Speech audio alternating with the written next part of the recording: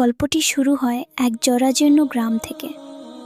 গ্রামের এক প্রান্তে একটি মাটির ঘর, যার দেয়ালগুলো ফেটে গেছে এবং ছাদের ঘরগুলো ঝড়ে উড়ে যাওয়ার উপক্রম। সেখানে বাস করেন বৃদ্ধ আব্দুর রহমান এবং তার কিশোর ছেলে ওমর।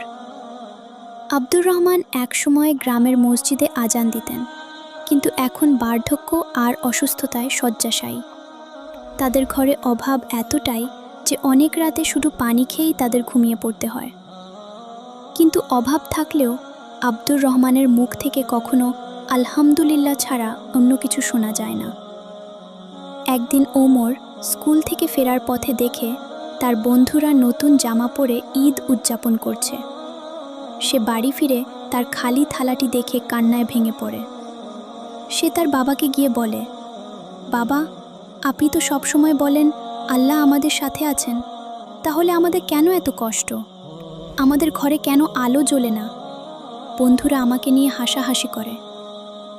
বাবা ওমরের মাথায় হাত বুলিয়ে বললেন, বাবা, এই দুনিয়াটা হলো মুসাফিরখানা।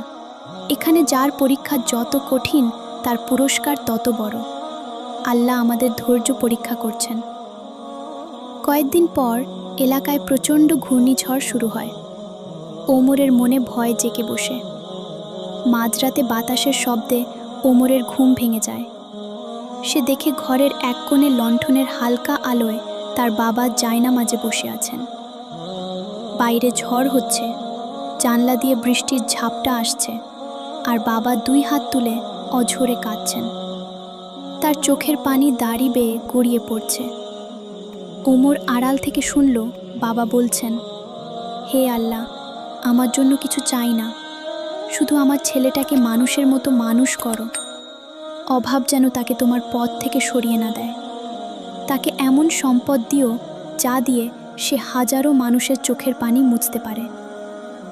ওমর সেদিন বুঝল তার বাবা তার জন্য দুনিয়ার সম্পদ নয়, বরং আল্লাহর কাছে তার জীবন আর ঈমান চেয়ে নিচ্ছেন। সেই রাতের পর ওমরের চিন্তা বদলে গেল। সে পড়াশোনার পাশাপাশি মানুষের জমিতে কাজ শুরু করল। অনেক রাত সে না খেয়ে কাটিয়েছে, কিন্তু বাবার সেই রাতের কান্না তাকে থামতে দেয়নি। সে শহরে ছোট একটা কাজ নিল এবং রাতে পড়াশোনা চালিয়ে গেল।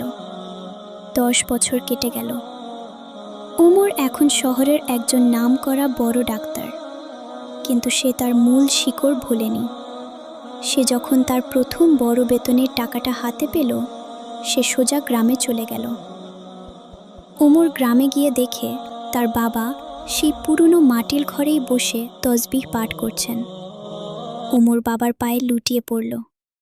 সে পুরো গ্রামে একটি বিশাল হাসপাতাল এবং একটি এতিমখানা তৈরি করার ঘোষণা দিল। ওমর তার বাবাকে জড়িয়ে ধরে বলল, বাবা, সেদিন আপনার চোখে পানি বৃথা যায়নি। আল্লাহ আপনার দোয়া কবুল করেছেন।